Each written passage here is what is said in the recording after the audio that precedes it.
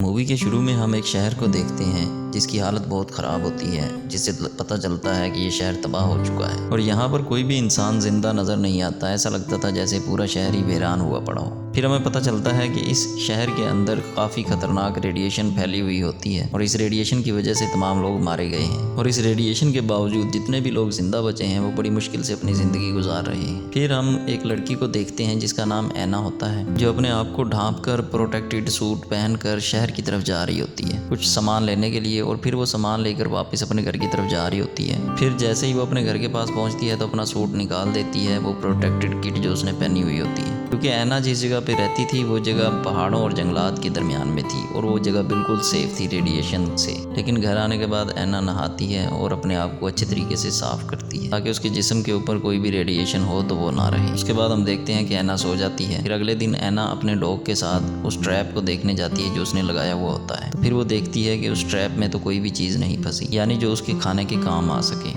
वो अपने खाने के लिए ट्रैप लगाती है, लेकिन तभी अचानक से ऐना का डॉग वहाँ से भाग जाता है। फिर ऐना भी उसके पीछे पीछे जाना शुरू कर देती है। अपने डॉग का पीछा करते करते ऐना एक गाड़ी के पास पहुँच जाती है और तभी उसका डॉग वहाँ किसी को देखने की वजह से भागना शुरू कर देता है। इसी वजह से ऐना भी छुप जाती है और देखने लगती है कि आखिर वहाँ पर कौन है जिसे देखकर डॉग भाग आया है। फिर ऐना एक आदमी को देखती है जिसने एक भारी भरकम सूट पहना हुआ होता है और उसी गाड़ी के पास आता है और इस आदमी का नाम जॉन होता है। फिर वो अपनी मशीन से वहाँ पर रेडिएशन वगैरह चेक करने लग जाता है, लेकिन जॉन को वहाँ रेडिएशन नहीं मिलती और इसकी वजह से जॉन खुश हो जाता है। फिर जॉन वहाँ से आगे बढ़ जाता है। फिर ऐना जॉन की गाड़ी के पास आना शुरू कर देती है तो उसका डॉग वहाँ से फिर भागना शुरू कर देता है। फिर ऐना अपने डॉग का पीछा करते हुए जाती है तो उसे वहाँ पर जॉन दिखाई देता है जो नहा रहा होता है। ऐना फ़ौरन से जॉन को पानी से निकलने का कहती है, लेकिन जब जॉन ऐना के पास गन देखता है तो वो भी डर जाता है।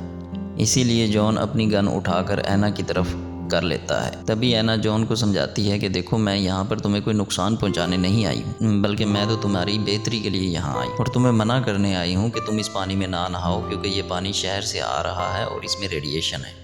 और ये सुनते ही जॉन एकदम से घबरा जाता है और फिर वो ऐना की बात मानते हुए फ़ौरन से ही पानी से बाहर आ जाता है। लेकिन तब तक रेडिएशन उसकी बॉडी में फैल चुकी होती है, जिसकी वजह से जॉन की हालत ख़राब होने लगती है और उसे वॉमिट होना शुरू हो जाती है।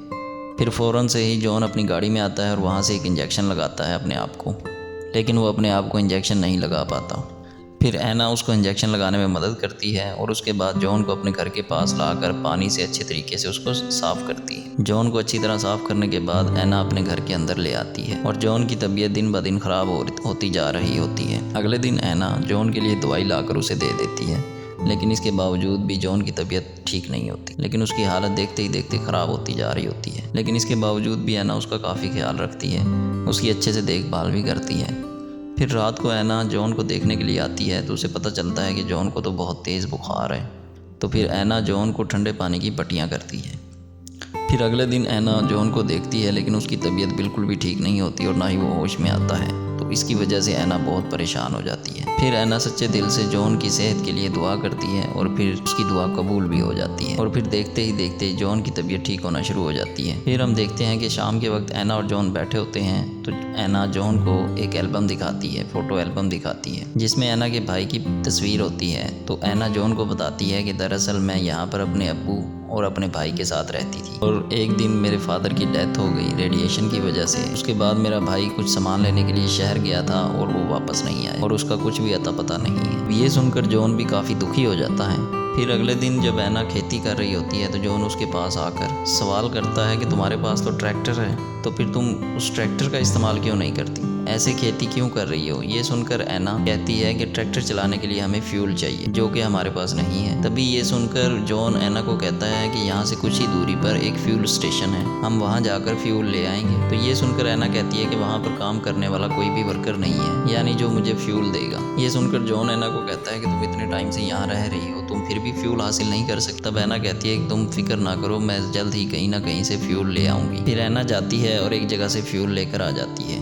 फिर घर आने के बाद ऐना काफ़ी खुश होती है और जॉन से कहती है कि अकेले रह रहकर मेरे जहन से ये बात ही निकल गई कि मैं अकेले जाकर भी तो वहाँ से फ्यूल ला सकती थी। जिस पर जॉन आगे से कहता है कि हाँ, अकेले रहने से ऐसा ही फील होता है, क्योंकि मैं भी काफ़ी टाइम से अकेला ही हूँ और मुझे भी ऐसे ही एहसास होते हैं अकेला रहने से। फिर जॉन बताता है कि मैं एक इंजीनियर हूँ और फिर मैंने खुद ही ये गाड़ी बनाई जो तुमने देखी है, और वो सूट भी मैंने खुद ही बनाया बाहर निकलने के लिए। अगले दिन हम ऐना को देखते हैं जो कि मछली पकड़ रही होती है। फिर वो एक मछली पकड़ लेती है, उसके बाद उसे पकाती है और जॉन के साथ बैठकर खा रही होती है। फिर ऐना जॉन को बताती है कि पहले मेरे पास एक जनरेटर था जो कि अब चलता ही नहीं है। ये सुनकर जॉन ऐना के जनरेटर को चेक करने की कोशिश करता है और उसे ठीक करने की कोशिश करता है, लेकिन उसमें वो कामयाब नहीं हो पाता। फिर वो ऐना के साथ वाटरफॉल के पास आता है जहाँ उसके दिमाग में एक आइडिया आता है और वो ऐना से कहता है कि हमें लकड़ियों का एक व्हील बनाना होगा।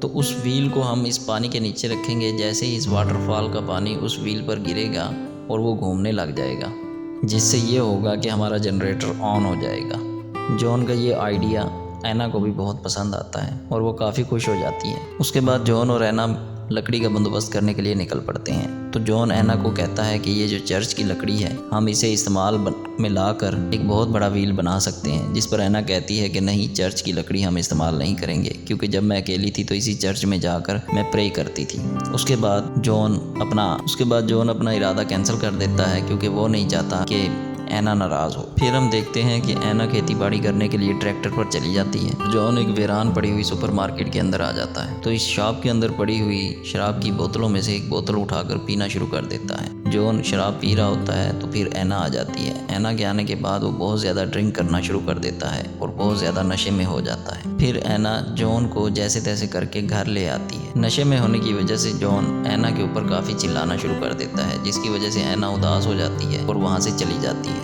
फिर अगली सुबह जॉन ऐना के लिए नाश्ता लेकर आता है, और पिछली रात जॉन ने जो ऐना के साथ मिसबिहेव किया होता है उसके लिए भी वो सॉरी करता है। उसकी माफ़ी सुनकर ऐना भी उसे माफ़ कर देती है। फिर हम रात का एक सीन देखते हैं जिसमें वो दोनों बैठे हुए कैंडल लाइट डिनर कर रहे होते हैं, जहाँ पर ऐना एकदम से बहुत ज़्यादा शराब पीना शुरू कर देती है। जॉन ऐना को मना करता है कि ज़्यादा शराब ना पियो, लेकिन उसके बावजूद भी ऐना बहुत ज़्यादा शराब पीती रहती है। बहुत ज़्यादा नशे में होने की वजह से वो उल्टी सीधी हरकतें करना शुरू कर देती है और कुछ भी बोलना शुरू कर देती है, और इसी तरह इसी नशे की हालत में वो जॉन को प्रपोज भी कर देती है शादी के। लेकिन जॉन उससे शादी से इनकार कर देता है और उसे कहता है कि अभी हमारे सामने और भी बहुत सारी परेशानियां हैं, इसलिए हम शादी करने के बारे में बाद में सोचेंगे। जॉन की ये बात सुनकर ऐना मान भी जाती है। फिर अगले दिन सुबह ऐना और उसका डॉग जंगल में फिर रहे होते हैं, तो उसका डॉग एकदम से भागकर एक आदमी के पास आ जाता है। इस आदमी का नाम केलग होता है, और जो देखने में भी ठीक नहीं लग रहा था और ऐसा लग रहा था जैसे उसकी तबीयत ठीक नहीं है, और वो मदद के लिए ऐना से पीने के लिए पानी मांगता है। ऐना इसकी मदद करने के लिए इस आदमी को अपने घर के पास लेकर आती है, जिसे देखकर जॉन कैलब पर गन पॉइंट कर लेता है। तो ऐना फौरन से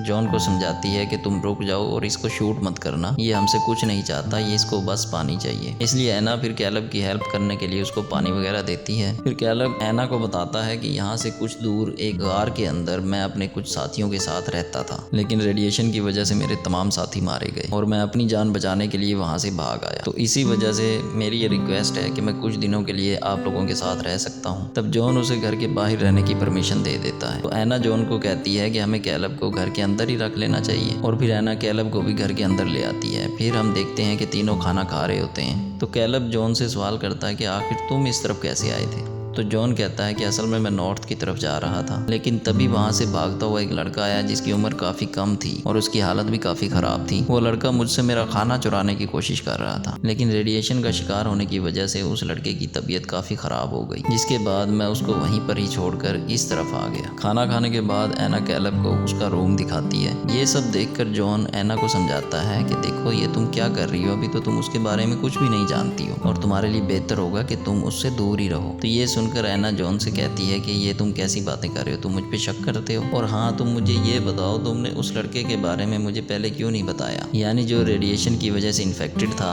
और जिसकी हालत बहुत ज़्यादा ख़राब थी और वो खाना लेने के लिए आया था तुम्हारे पास। ये सुनकर जॉन कहता है कि ऐना देखो मैं तुम्हें बताना चाहता था, लेकिन मेरी हिम्मत ही नहीं हुई तुम्हें कुछ बताने की, क्योंकि वो जो बात है वो तुम सुन ही ना पाती। ये सुनकर ऐना काफ़ी उदास हो जाती है और कहती है कि मैंने तो अपने फादर को खो दिया और साथ ही मेरा भाई भी गायब हो गया, तो इसलिए फैमिली को खो देने की वजह से मुझ में अब काफ़ी हिम्मत आ गई है, मैं सुन लेती। तो ऐना की ये बात सुनकर जॉन उसे सब कुछ बता ही देता है कि वो लड़का असल में कोई और नहीं बल्कि तुम्हारा ही भाई था, जिसको मैंने शूट करके मार दिया। ये सुनकर ऐना एकदम से काफ़ी दुखी और परेशान हो जाती है और रोना शुरू कर देती है। फिर हम देखते हैं कि जॉन उससे माफ़ी भी मांगता है और इस बार भी ऐना उसको माफ़ कर देती है। अगले दिन जॉन कैलब के साथ जंगल में जाता है शिकार करने के लिए और वहाँ वो एक ऑस्ट्रिच का शिकार करके घर ले आते हैं। फिर रात को वो ऑस्ट्रिच को पकाने के बाद तीनों बैठकर खा रहे होते हैं और उसके बाद वो तीनों बैठकर फिर दोबारा उसी व्हील को बनाने की बातें करना शुरू कर देते हैं। तभी गैलब एना को कहता है कि व्हील बनाने के लिए हम चर्च को नहीं तोड़ सकते और ना ही हमें ऐसा करना चाहिए। लेकिन अब एना जॉन को कहती है कि तुम्हें जो ठीक लगता है वो कर लो और मैं तुम्हारे हर काम में तुम्हारा साथ दूँ। एना की ये बात सुनने के बाद जॉन चर्च को तोड़ने के लिए मान जाता है और फिर अगले दिन वो तीनों चर्च को तोड़कर उससे एक बड़ा सा व्हील बनाने में लग जाते हैं। अब देखते ही देखते एना और कैलब एक दूसरे के करीब होते जा रहे थे और ये देखकर जॉन को बिल्कुल भी अच्छा नहीं लग रहा था और उसे बहुत बुरा लगता है। इसीलिए फिर जॉन एना को अपने पास बुलाकर उसे समझाता है कि तुम जो कर रही हो इसकी वजह से मुझे कोई परेशानी नहीं है, तुम जो चाहो कर सकती हो, तुम्हारा हक भी है। ये सुनकर एना कहती है कि जॉन देखो तुम गलत सोच रहे हो, हम दोनों के बीच ऐसा कुछ भी नहीं है। इतना कहने के बाद रोते हुए एना वहाँ से चली जाती है। अगले दिन हम देखते हैं कि उनका आधा व्हील बनकर तैयार हो गया होता है। आधा व्हील बनने की खुशी में वो रात को तीनों कैंडल लाइट डिनर करते हैं। फिर जॉन एना को कहता है कि मैं तुमसे शादी करने के लिए तैयार हूँ और शादी की डिस्कशन करने के लिए वो लोग रूम में जाते हैं। लेकिन ज़्यादा शराब पीने की वजह से जॉन सो जाता है।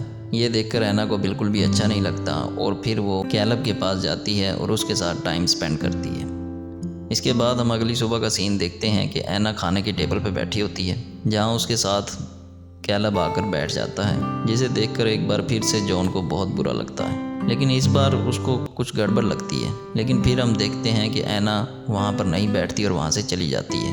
उसके बाद हम देखते हैं कि जॉन और कैलब व्हील के आखिरी हिस्से को बनाने में लगे हुए होते हैं। फिर जॉन कैलब को कहता है कि तुम्हारे आने की वजह से मैं और एना काफ़ी करीब आ गए हैं और तुम्हारे आने का बहुत बहुत शुक्रिया। ये सुनकर कैलब हंसते हुए कहता है कि जॉन तुमसे झूठ बोला नहीं जाता और झूठ बोलते हुए तुम अच्छे नहीं लगते।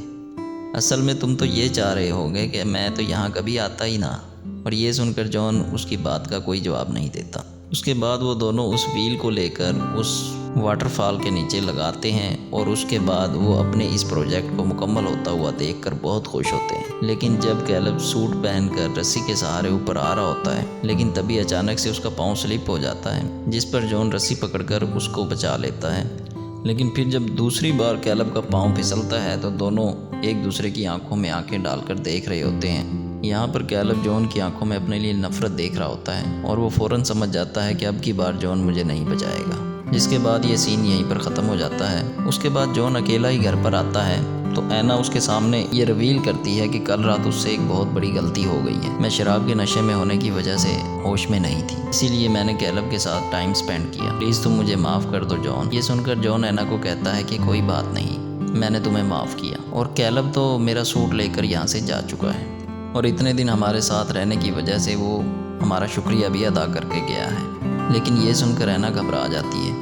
उसे जॉन पर शक होने लगता है, इसीलिए वो फ़ौरन घर से बाहर आकर देखने लगती है, लेकिन उसे यहाँ पर कोई भी दिखाई नहीं देता। जिस पर एना एकदम काफ़ी दुखी भी हो जाती है। लेकिन अब उसे यहाँ पर जॉन पर शक हो जाता है, यानी शायद जॉन ने ही कैलब को कुछ कर दिया होगा। और इसी तरह उदासी में वो काफ़ी दिन गुजार देती है। फिर कुछ दिन के बाद उसके घर में लाइट आ जाती है, क्योंकि उसके घर की वायरिंग को जॉन ने जनरेटर के साथ अटैच कर दिया था और बाद में उस जनरेटर को उस व्हील की मदद से चला दिया गया। और ये देखकर एना काफ़ी खुश भी हो जाती है। फिर वो कुछ सामान लेने के लिए अपने घर के स्टोर में आती है, जहाँ उसे एक पियानो दिखाई देता है, जो कि पहले चर्च में हुआ करता था, लेकिन चर्च को तोड़ने की वजह से जॉन ने इस पियानो को यहाँ रख दिया। उस पियानो को एना बजाने लगती है। तभी इतनी ही देर में जॉन भी वहाँ पर पहुँच जाता है। अब जिस नज़र से एना जॉन को देख रही होती है, उससे हम अंदाज़ा लगा सकते हैं कि एना को सब कुछ पता चल गया होगा, यानी कि जॉन ने ही कैलब को मारा है। और साथ ही एना का जॉन पर से ट्रस्ट भी, एतमाद भी ख़त्म हो गया है और एना इसी दुख में उदास होते हुए पियानो बजाने लगती है। और फिर इसी सीन के साथ ये मूवी यहीं पर ख़त्म हो जाती है।